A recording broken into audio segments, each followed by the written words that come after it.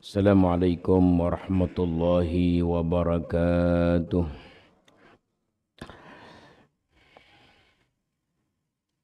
Bismillahirrahmanirrahim.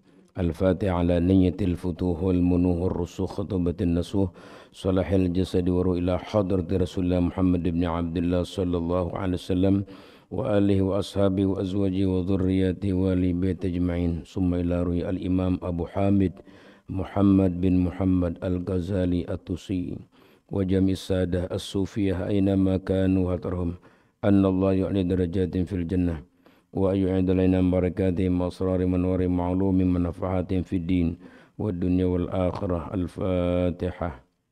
A'udzu billahi minasyaitonir rajim. Bismillahirrahmanirrahim. Alhamdulillahi rabbil alamin. Ar-Rahmanir Rahim. Maliki yaumiddin. Iyyaka na'budu wa iyyaka nasta'in. Ihdinas siratal mustaqim. Siratal ladzina an'amta 'alaihim ghairil maghdubi 'alaihim waladdallin. Rabbighfirli ya. Kita awali dengan sholawat terlebih dahulu. Innallaha wa malaikatahu yusholluna 'alan nabi. Ya ayyuhalladzina amanu shallu 'alaihi wa sallimu taslima. Allahumma shalli على سيدنا محمد طب القلوب ودوائها وعافية الأبدان وشفائها ونور الأبصار وضيائها وعلى آله وصحبه وسلم. اللهم صل على سيدنا محمد طب القلوب ودوائها وعافية الأبدان وشفائها ونور الأبصار وضيائها وعلى آله وصحبه وسلم. اللهم صل على سيدنا محمد طب القلوب ودوائها وعافية الأبدان وشفائها ونور الأبصار وضيائها وعلى آله وصحبه salim. Allahumma salli wa sallim wa barik alaih. Ibu bapak jamaah Masjid Jami' Al-Aqsa yang berbahagia, kita akan melanjutkan kajian kita tentang membersihkan ya lisan kita dari hal-hal yang diharamkan, karena untuk meraih tazkiyatul qulub, membersihkan hati ini prosesnya adalah diawali dengan membersihkan bagian anggota badan dari maksiat. Di antara maksiat yang paling sering dilakukan adalah lisan ya. Makanya Imam Ghazali di sini mencatat maksiat lisan hampir 20 ya, maksiat yang ada pada lisan. Sehingga kalau lisan ini kotor, maka sulit rasanya untuk membersihkan hati kita. Bahkan orang yang lisannya kotor, lepas bicara bebas, maka agamanya sungguh dalam ancaman besar ya. Jadi orang yang betul-betul ingin hatinya bersih, agamanya aman dan selamat, maka dia harus mujahadah. Mujahadah harus jihad gitu dengan mengendalikan lisan. Jangan keluar sebebas-bebasnya. Tolong kalau mau bicara ya dipikir-pikir dulu. Nih omongan nih ya enggak manfaat enggak gitu. Ini omongan ngerugiin orang enggak gitu ya. Iya, ini omongan ngandung pahala apa dosa. Dipikirin dulu. Itu orang-orang beriman begitu ya. Maka kita akan lanjutkan tentang bagaimana orang yang lisannya kotor ya. Sebab kalau iman yang betul-betul murni di hati sini mengandung cahaya sehingga itu terkendali. Tangannya, matanya, lisannya, kakinya gitu. Ya, dia akan melakukan hal-hal yang indah dalam anggota badannya. Nah, kita akan lanjutkan bacaan kita. Di sini katakan waqalul Barra, berkata Al-Imam Barra, salah seorang sahabat Nabi, ya kan, dikatakan khotobana Rasulullah sallallahu alaihi wasallam hatta ya asma'al awatik fi buyutiha. Rasulullah katanya pernah berkhutbah dengan suara yang lantang, ya, suara yang keras, sehingga semua orang-orang yang di rumah itu dengar apa yang disampaikan dalam khutbah Nabi. Apa isi khutbah Nabi pada saat itu? Nabi mengatakan ya faqala, maka Nabi mengatakan ya ma'syara man amana bilisanih wa lam yu'min biqalbi. Wahai orang-orang yang hanya beriman pada lisannya.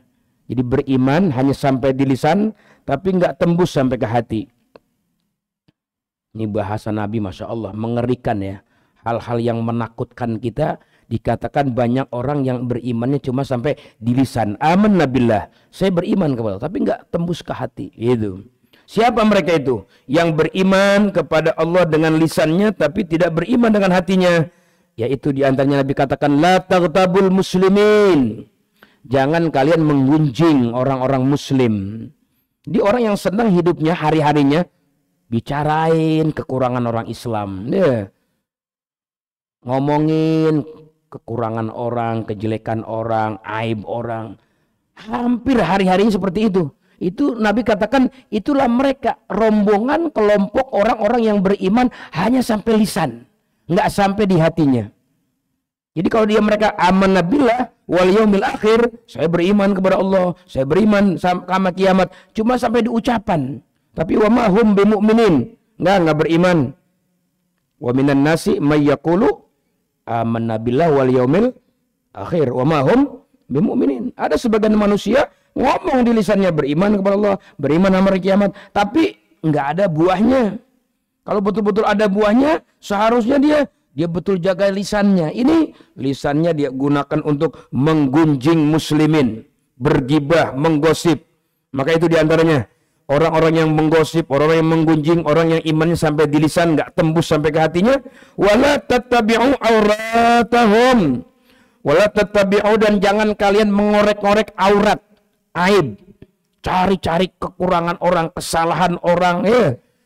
Ini orang-orang yang suka ngorek-ngorek, pengen tahu aja gitu kesalahan orang, aib orang, kekurangan orang. Ini juga yang kedua, termasuk orang-orang yang beriman cuma sampai di lisannya katanya. Fa innahu man yattaba'u auratal akhihi, maka sungguh siapa yang mengorek-ngorek aurat, kekurangan, aib saudaranya, yattabu auratahu, nanti bakal Allah bongkar juga auratnya, ya, kekurangannya Allah bakal bongkar. Wa may yattabu auratahu, siapa orang ini bongkar auratnya Allah Taala, aibnya Allah Taala, yaftahu, dia akan malu, ya, dia akan dipermalukan Allah Taala fi jawfi baiti, sehingga sampai dalam rumahnya sekalipun dia ngumpet terus di dalam rumah, dia akan terbongkar rahasianya. Jadi ini yang kita perlu jaga. Kalau kita iman kita ingin sampai tembus ke hati, jauhi dua perkara. Yang pertama, jangan menggunjing keburukan orang, ya, kesalahan orang. Diem. Tiap kita punya lisan, orang juga punya lisan. Maka mari selamatkan orang lain dari lisan kita, dari gunjingan. Karena itu muslim yang benar begitu. Al-muslim man salimal muslimun min lisanih wa yadih. Tahu nggak orang Islam yang benar? Orang lain selamat dari kejahatan lisannya, kejahatan tangannya, baru itu Islam. Kalau orang lain jadi korban gara-gara lisan dia, jadi korban gara-gara perbuatan dia, tangan dia, maka itu belum, ya, dikatakan muslim, baru muslim secara nama, belum kepada hakikat. Sebab hakikat muslim adalah memberikan keselamatan kepada siapapun. Makanya itulah kalau kita berjumpa ucapin salam, ya, assalamualaikum, assalamualaikum. Itu bukan cuma sekedar bahasa basi, lafad, ya, bahasa Akan tetapi ucapan salam itu tujuannya ikrar kita, memberikan pernyataan kepada saudara yang kita ucapkan salam kepadanya bahwa kita telah memberikan pernyataan kamu selamat dari lisan saya dan selamat dari kejahatan tangan saya. Itu maksudnya daripada ucapan assalamualaikum. Hakikatnya begitu.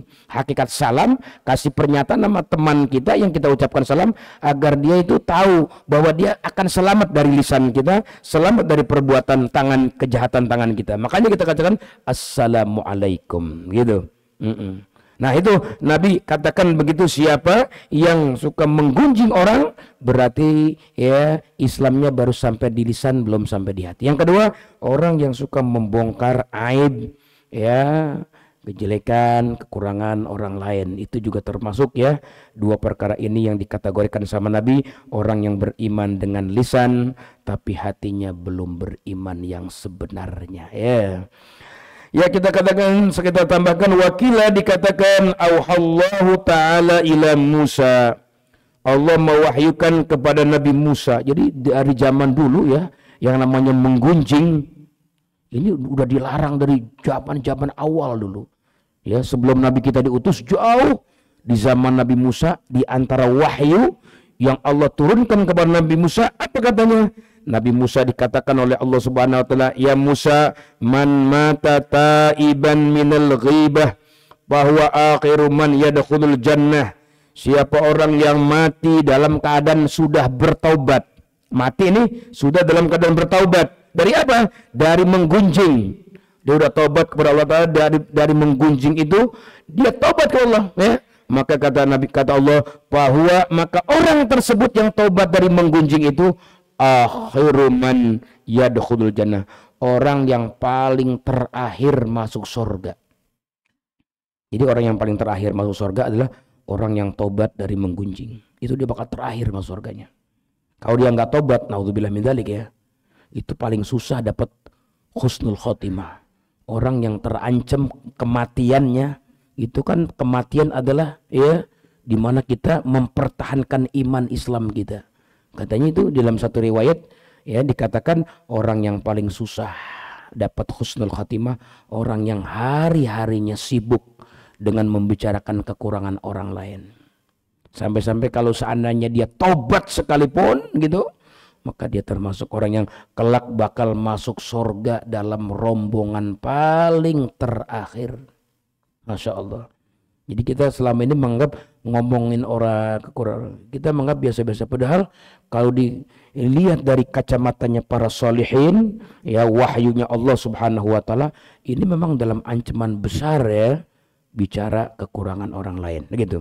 Wa man mata musiran 'alaiha bahwa awwalu man yadkhulun nar, dan siapa yang meninggal dunia dalam keadaan enggak bertobat, larut kehidupannya terus-menerus hari-harinya musiran 'alaiha, ya senantiasa berbicara bahwa awwalu man yadkhulun nar, maka dia termasuk orang yang pertama kali masuk ke dalam api neraka katanya. Ya, jadi pertama kali orang yang bakal masuk neraka, orang yang hari-harinya menghiasi lisannya ini dengan mencemoohkan ya, bergosip, membicarakan keburukan kepada orang lain. Nah itu. Jadi kita dengan mendengar sebegitu Pak, ini namanya disebut tarhib ya, mewaspadai diri kita. Jangan sampai kita masuk dalam ancaman orang yang pertama kali masuk neraka, naudzubillah min dzalik.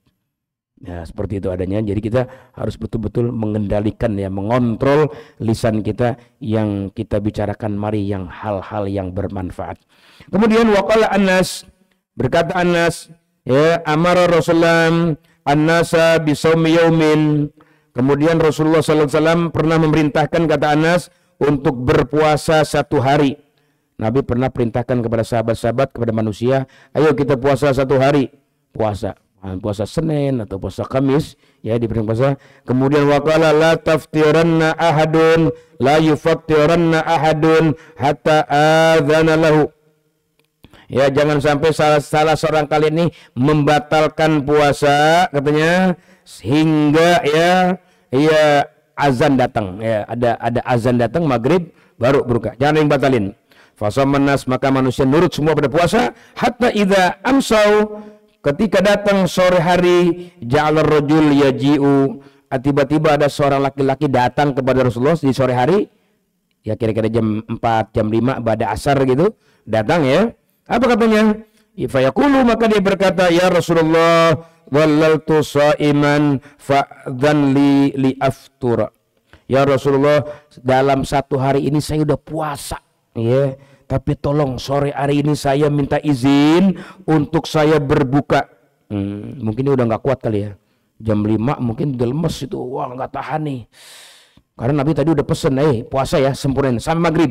Jangan coba-coba ada yang batalin. Ayo kita bertahan sampai maghrib gitu. Tiba-tiba datang seorang laki-laki mengeluh, dia nggak kuat, pengen batalin puasa tapi nggak berani. Akhirnya dia minta izin sama Nabi, ya Rasulullah, izinkan aku untuk berbuka karena aku sudah nggak kuat ini. Nabi akhirnya mengizinkan, ya.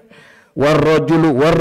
Kemudian ternyata bukan cuma satu orang laki-laki ini. Kemudian datang lagi berikutnya, datang lagi. Kenapa? Dia dengar temannya dapat izin dari Rasulullah untuk berbuka, maka dia yang udah nggak tahan pun nggak kuat, datang lagi, minta izin begitu untuk berbuka. Hatta jaa rajulun, sehingga datang lagi seorang laki-laki, faqala ya Rasulullah, wahai Rasulullah, ya, apa katanya? Fatatani min ahlik dhallata sa'imatain wa innahuma yastahyani ayyatiyak fa'adhan lahuma ayyuftira fa'aradu anhu sallallahu alaihi wasallam, katanya gitu.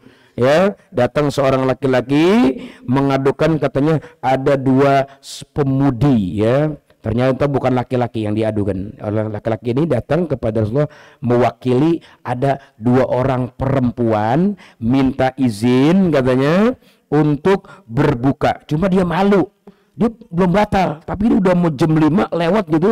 Tapi dia nggak kuat, udah pengen batalin puasa begitu. Cuma dia malu. Akhirnya Rasulullah berpaling. Rasulullah nggak anggap. Waduh, lama-lama banyak juga nih yang minta izin. Ya, Rasulullah nggak kasih jawaban. Akhirnya begitu nggak dikasih jawaban, summa awadahu fa'aru. Kemudian si laki-laki ini penasaran, dia minta izin yang kedua kali. Nabi pun berpaling sampai 3 kali. Faqala, maka Nabi katakan, innahuma lam yasuma wa kaifa sama man dhalla hadzal yaum ya'kulu luhuman nas. Sungguh memang dia dari awal tuh dua orang perempuan itu nggak puasa sebenarnya. Itu mukjizatnya Nabi ya. Jadi Nabi tuh mengetahui Pak amal perbuatan kita ya. Jangankan Nabi Muhammad SAW masih hidup ya, udah meninggal dunia pun Nabi tahu ya. Ya Allah.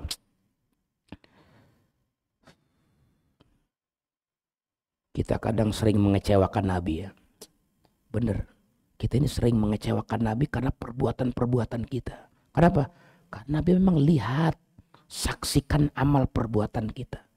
Itu dalam Al-Quran pun Allah ceritakan begitu. Waqul, katakan Muhammad, i'malu, beramal kalian. Fasayarallahu, Allah bakal lihat amal kalian. Wa rasuluh, Rasul pun bakal lihat. Jadi Rasulullah tahu tuh, orang yang punya amal taat, Rasulullah tahu. Ya, orang yang punya amal maksiat, Allah juga tahu. Baik masih hidup maupun sudah meninggal dunia. Ya, itu kan kata Nabi dalam sebuah hadisnya ya, hayati khairun lakum wa mamati khairun lakum. Hidupku ini kebaikan buat kalian. Wafatku pun bawa kebaikan buat kalian. Sahabat bingung, kalau mati gimana bawa kebaikannya? Iya, kalian ini beramal yang bagus-bagus aku lihat. Sehingga aku dalam kubur senang, gembira. Masya Allah. Dan jika kalian tidak beramal yang baik, aku sedih. Kata Nabi gitu, aku mintain istighfar kepada Allah untuk kalian. Tapi Nabi luar biasa ya. Walaupun Nabi kecewa, Nabi sedih, Nabi masih berusaha mintain istighfar buat orang yang berbuat amal yang tidak baik. Nah ini Rasulullah kok tahu ya, ada dua orang perempuan di rumah aja padahal nggak pernah bertemu Nabi, nggak berjumpa dengan Nabi, tapi Nabi bilang ketika ini orang laki-laki yang mewakili minta izin, dua orang perempuan udah kebangetan lemes, nggak kuat ya, udah pengen batalin puasa, Rasulullah kasih jawaban, memang dia dari awal udah nggak puasa, gitu katanya. Ya, mereka dua orang itu memang nggak puasa. Wa kaifa man shalla Sama man dhalla hadzal yaum yakunas, bagaimana dikategorikan puasa yang hari-harinya dia menggunjing orang. Jadi banyak orang yang membatalkan puasa bukan cuma makan minum ya. Dengan menggunjing orang dihukumkan sama Nabi. Bagaimana mau dikatakan puasa, orang hari-harinya bicarain kekurangan orang, gosip, ya enggak? Iya, seperti itu kata Nabi. Nabi katakan begitu. Dia yakulu luhumun nas, dia makan sebenarnya. Cuman dia makan daging manusia. Itu tadi menggunjing tadi. Kemudian idhab tamurhuma in kanata shaimatini antastaqi, katanya gitu. Coba kamu pergi, si orang laki-laki tadi disuruh pergi sama Nabi. Coba kamu perintahkan kepada keduanya untuk memuntahkan. Coba suruh muntah dia. Suruh muntah. Dia kayaknya mual-mual itu. Coba suruh muntah gitu. Faraja ilaihima, maka kembali si laki-laki yang memberikan laporan tadi kepada dua orang perempuan tadi. Fa akhbarahuma, akhirnya dia ngasih kabar kepada dua perempuan tadi. Apa katanya? Fastaqa'ata, disuruh Nabi perintahkan kalian coba muntah. Begitu mereka dua muntah, faqat kullu wahidin alaqatan min damin, maka muntahlah masing-masing dari keduanya tadi, yaitu segumpal daging yang keluar. Yang keluar segumpal daging. Itulah mukjizat ya. Mukjizat Nabi Muhammad SAW. Nabi Muhammad tahu Pak amalan kita ya. Baik masih hidup maupun Pak, jangankan sekelas Nabi ya. Jangankan sekelas Nabi. Ahli waris ya. Ahli waris Nabi itu, para ulama-ulama yang khos, itu mereka juga tahu. Kalau kita ini orang bener apa orang enggak bener, tahu mereka. Makanya Nabi pernah pesan, ittaqu firasatal mu'min.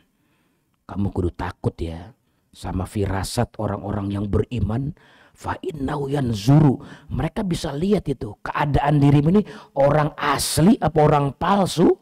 Berbuat ibadah apa maksiat, mereka tahu. Kenapa? Fa innahu yanzuru binurillah, karena mereka melihat dengan cahaya Allah Subhanahu wa taala. Makanya kadang kita sering suka ada perasaan takut ya, khawatir gitu kalau kita berjumpa dengan orang soleh. Ternyata orang soleh ini kok kurang senyum misalnya, kurang menghormati tamu, kurang enak dipandangnya. Sebenarnya bukan seperti itu ya. Kita jangan seuzon sama mereka. Mereka tuh tahu keadaan kita ini. Kok kayak ini tuan rumahnya kok nggak apresiasi ya sama saya. Ya, nggak tegur sapa, nggak memuliakan tamu kan Nabi. Ya.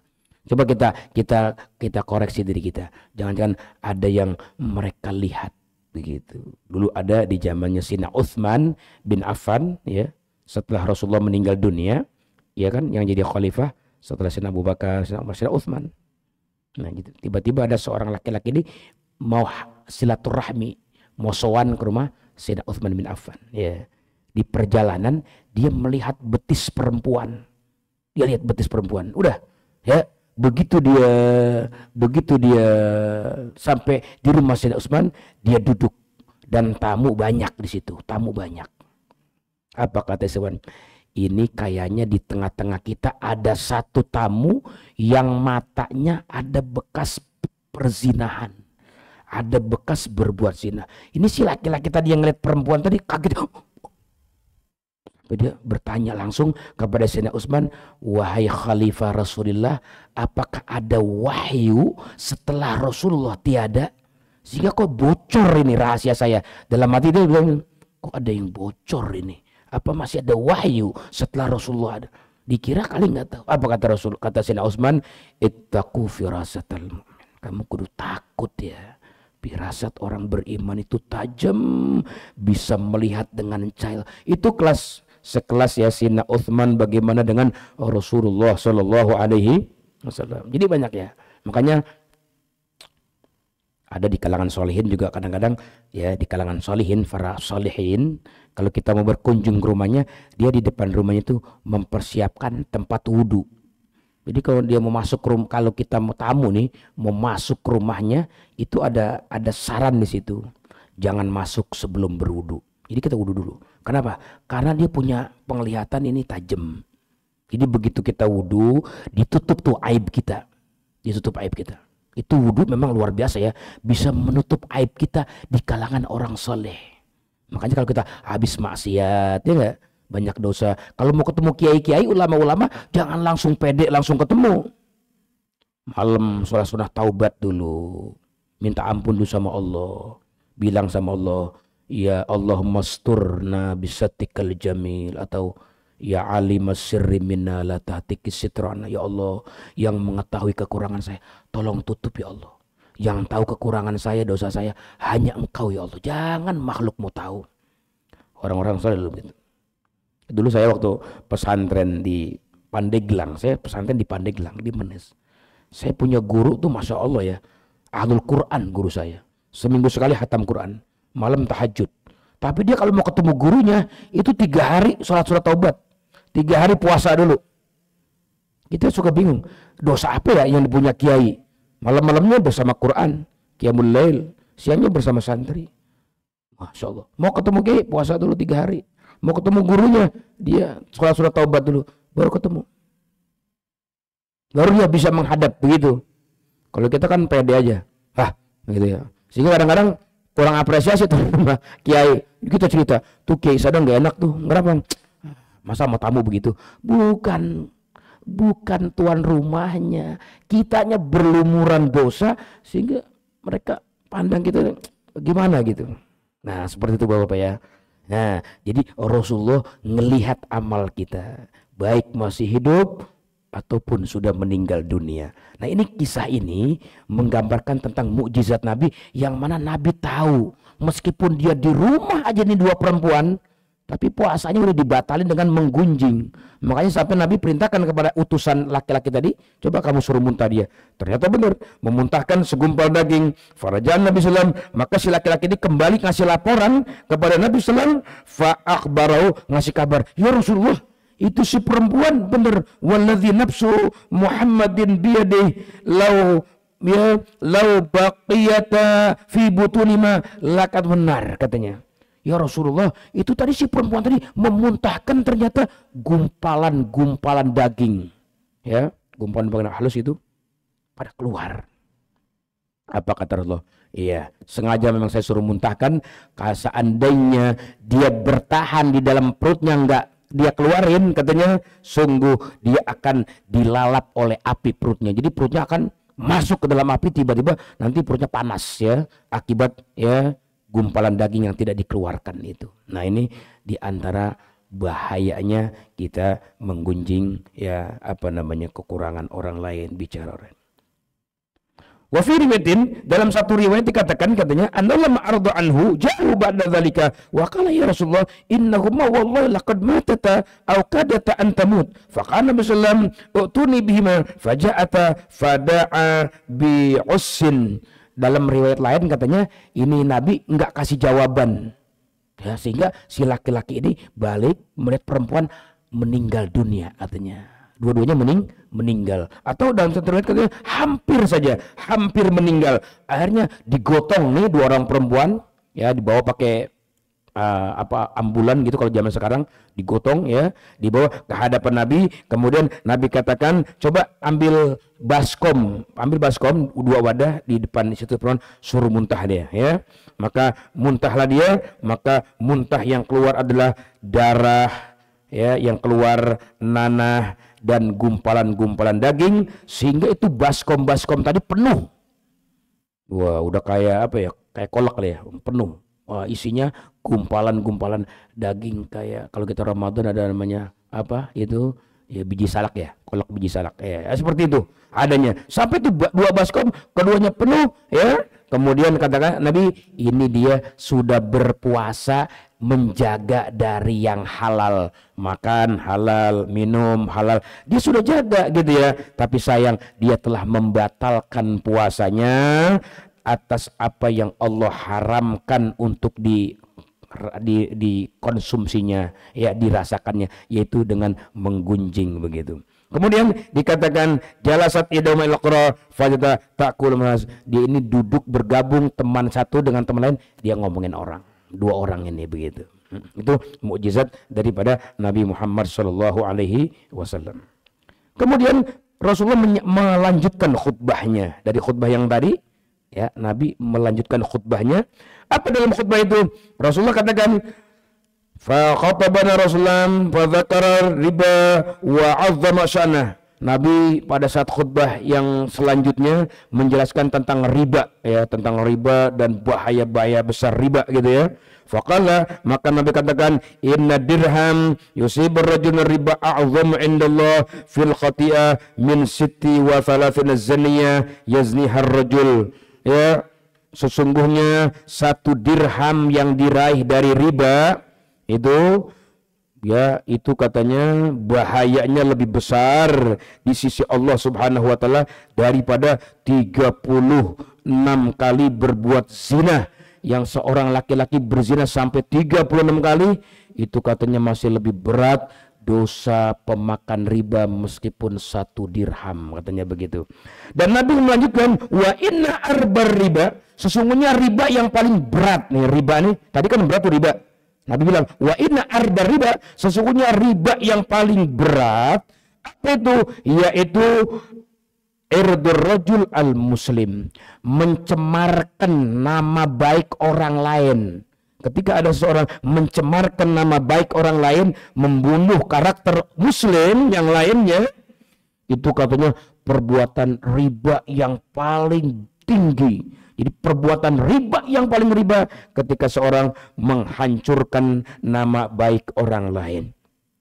Kala Jabir, berkata Jabir, kunna ma'ar Rasulillah, kita ini pernah jalan gitu bersama Rasulullah fi masirin, dalam satu perjalanan, fatala qabraini, kita lewat di atas 2 kuburan, yu'adzabu sahibah, yang 2 kuburan itu sedang disiksa katanya. Nabi lewat bersama sahabat, tiba-tiba kaget, tersentak Nabi begitu.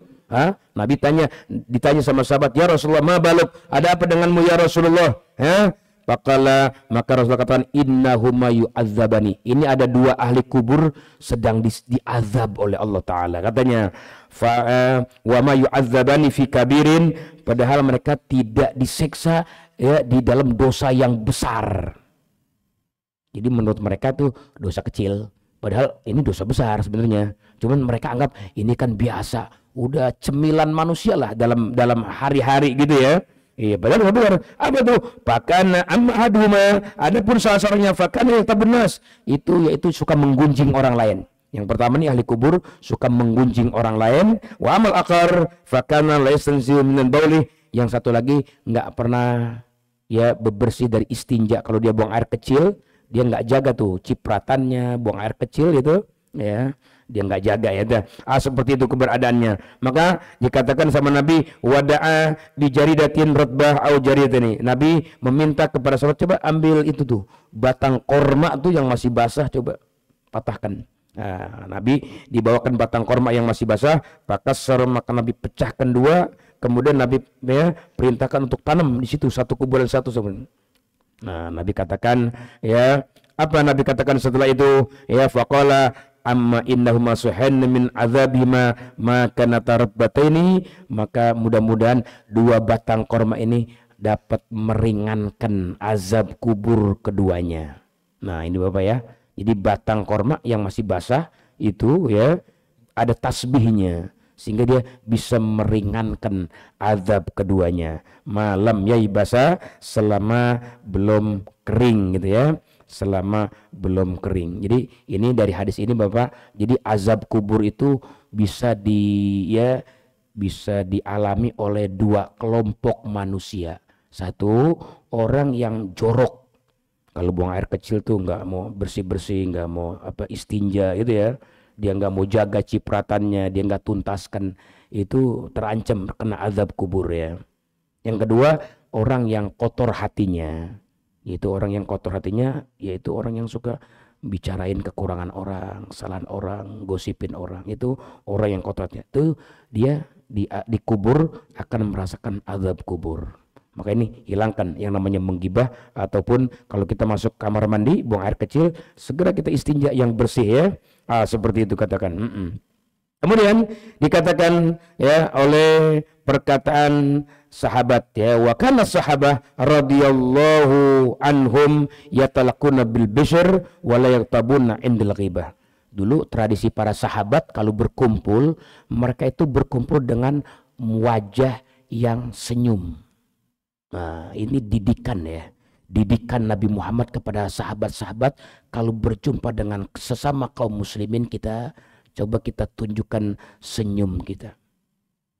Ini kita kadang-kadang berjamaahnya rajin di masjid ketemu, tapi nggak ada tegur sapa, nggak ada salam, nggak ada senyum. Padahal kita saudara ya. Coba kita tanya nih, iman model apa ya? Kalau kita berjumpa orang nggak ada tegur sapanya, nggak ada senyum. Dulu para sahabat dididik sama Nabi, hei kalian nih kalau berjumpa sesama kalian coba senyum, tegur sapa, begitu. Maka kata Abu Hurairah, wa kana sahabah radhiyallahu yatalaqana bil bishr, dan sahabat kalau berjumpa itu saling tegur sapa, saling senyum, ya happy mereka berjumpa sahabat-sahabat teman-temannya.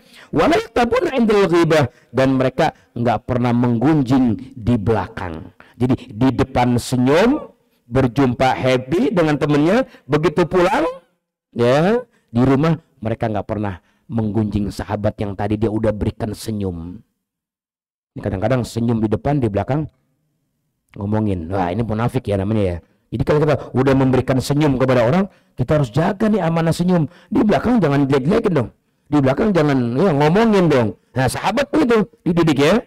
Nah, didik seperti itu. Wa yarana dzalika afdhalal a'mal, dan mereka ini menilai para sahabat dari ilmu yang didik sama Nabi, inilah amalan yang paling istimewa. Ya, Pak.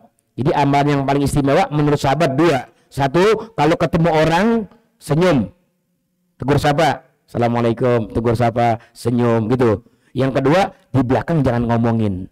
Ini dua-duanya afdolal a'mal, amalan yang paling istimewa yang sekarang udah hilang. Udah hilang sekarang. Ketemu orang nggak mau senyum, di belakang ngomongin, hilang dua-duanya. Masih ada ketemu di depan senyum, di belakang ngomongin. Seperti itu. Nah, ini dulu sahabat menganggap dua amal ini paling istimewa. Cara kita muamalah ya, bermuamalah sama manusia nih yang paling istimewa ini ya, dikatakan berjumpa dalam keadaan senyum, kemudian berpaling di rumah masing-masing, tidak ada yang membicarakan kekurangan di antara kita. Kalau Abu Hurairah pernah berkata, man akala lahma fid dunya qurriba ilaihi lahmu fil akhirah. Siapa yang pernah menggunjing saudaranya di dunia, nanti di hari kiamat ya akan disuruh makan daging saudara yang bangkai itu. Masya Allah ya. Kita nih, badan-badan kita nih ya, nanti di alam kubur kan membusuk ya, hilang. Nanti dihidupin lagi tuh. Yang bangkai-bangkai itu disuruh makan sama orang yang ya yang pernah membicarakannya. Kalau dia tidak bertaubat, katanya begitu ya. Maka oleh karena itu kita jaga. Wa qul ya'drikan anna rajulaini kana qaidaini inda babin min abwabil masjid. Ada dua orang laki-laki duduk di teras masjid, mungkin menunggu waktu sholat, dia duduk santai di depan di teras masjid gitu ya. Famarra bihima rajulun kana muqnisan fataraka dzalika. Maka lewat tiba-tiba satu orang laki-laki gitu, yang ini orang laki-laki gayanya kayak bencong lah, kayak banci, kayak bencong begitu ya.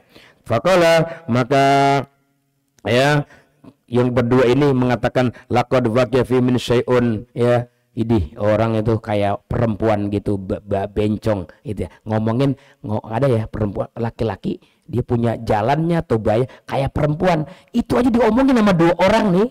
Dua orang yang duduk-duduk di teras masjid begitu ya, dia omongkan seperti itu. Faqul masalah, maka tiba-tiba dilaksanakan sholat. Nah, begitu azan iqamat sholat, fadakhala, maka masuk dua laki-laki tadi yang habis menggunjing, fasallaya manas, sholat bareng sama manusia. Fahaka fi anfusima mimma qala fatiya ata fasa'ala fa amaroma ayyu'idal wudu wassalah. Maka ketika dia masuk di dalam sholat itu ya, maka dia sholat dalam keadaan hilang khusyuknya, nggak ada khusyuknya, hilang. Pengaruh tadi menggunjing, nggak ada khusyuknya. Akhirnya dia curhat, biasanya sholatnya khusyuk, ini sholat ini nggak khusyuk gimana? Maka kata imam, ayo kalian sholat ulang lagi dari awal. Suruh diulang dari awal, dari wudunya, dari sholatnya gitu. Kenapa? Karena memang kalian telah membatalkan kualitas wudu ya. dengan menggunjing. Makanya kalau kita ngaji kitab fikih, itu kan dijelaskan di antara yang sunnah-sunnah wudu, meskipun kita belum batal nih, kita belum batal, tapi kita disunahkan berwudu. Mana? Yaitu kita di saat kita habis mengunjing, membicarakan orang lain, nunggu waktu kita ngomongin orang. Begitu qomat, jangan langsung sholat. Ya, wudu kita ulang. Hukumnya sunnah. Kalau dulu begitu, ya orang-orang soleh dia ya di zaman para salaf begitu. Kalau dia sholat nggak khusyuk, dia langsung curhat, aduh nggak khusyuk nih. Oh tadi ngomongin orang kali. Oh iya, yaudah ulang lagi wudunya, ulang lagi sholatnya. Makanya kata Mujahid dalam tafsir, wailul likulli humazatil lumazah. Wail itu ancaman ya Pak, ancaman celaka gitu ya, bakal sial. Siapa? Likulli humazatil lumazah, bagi orang yang suka ngomongin orang di depan atau ngomongin orang di belakang, yaitu namanya humazah. Kalau humazah ngomongin orang di depan, ada orang yang begini yang berani, saya sih nggak pernah mau ngomongin di belakang, saya langsung ngomong di depannya. Itu nggak boleh juga, namanya itu membuli, ya membuli. Allah bilang wailun likulli humazah, yang membuli di depan atau humazah membuli di belakang, dua-duanya sama celaka. Maka tinggalkan itu katanya, yaitu orang yang membuli di depan orang, dan lumazah orang yang suka membicarakan keburukan orang di belakang. Nah bapak-bapak, dikatakan di sini oleh Qatadah sahabat Nabi bahwa azab kubur itu dibagi 3 katanya, ya. Sepertiga buat orang yang menggibah, sepertiga buat orang yang gak istinja dalam kencingnya, yang ketiga buat orang yang hidupnya provokasi, ya, suka mengadu domba. Ini kita jauhin biar kita selamat dari azab kubur. Gitu ya. Ini pembahasan belum dijelas apa sih yang namanya menggunjing, apa sih yang namanya menggibah, hakikat gibah yang diharamkan itu seperti apa. Ini kita nanti akan masuk pada definisi, ya, definisi menggibah seperti apa itu ya. Sebab nggak semua gibah juga haram, ya. Ada juga kan gibah yang dihalalkan, ya, yang yang diperbolehkan gitu ya. Nanti kita akan bahas pada ya episode yang ketiga, pada tema nanti yang ketiga, insya Allah panjang umur. Yang intinya sekarang catat di pikiran kita, orang yang paling sulit mendapatkan husnul khotimah, orang yang hari-harinya sibuk dengan membicarakan kekurangan orang lain. Mari kita sibuk dengan aib kita sibuk dengan dosa kita sibuk dengan kesalahan kita, banyakin istighfar, banyakin minta ampun, banyakin taubat, kembali kepada Allah. Mudah-mudahan dosa-dosa yang masa lalu diampuni Allah Subhanahu wa taala. Sama-sama kita tutup dengan kafaratul majlis. Subhanakallahumma wa bihamdika asyhadu an la ilaha illa anta astaghfiruka wa atubu ilaik. Rabbana taqabbal minna innaka antas samiul alim wa tub alaina innaka antat tawwabur rahim. Sallallahu alaihi wasallam Muhammadin wa alihi wasallam walhamdulillahi rabbil alamin. Wal 'afwu minkum. Assalamualaikum warahmatullahi wabarakatuh.